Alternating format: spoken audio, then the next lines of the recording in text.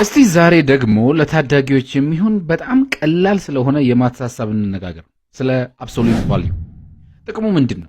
ኔጋቲቭ መሆን የማይችለው ስለምንድን ነው? ይሄን ለመረዳት በመጀመሪያ የቁጥር መስመር እንሳል። እስቲ አሁን ደግሞ ከ0 እስከ 5 ድረስ ያለውን ርቀት እንለካ። 1 2 3 4 5።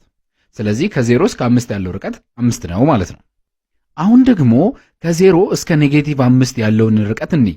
1 2 3 4 5።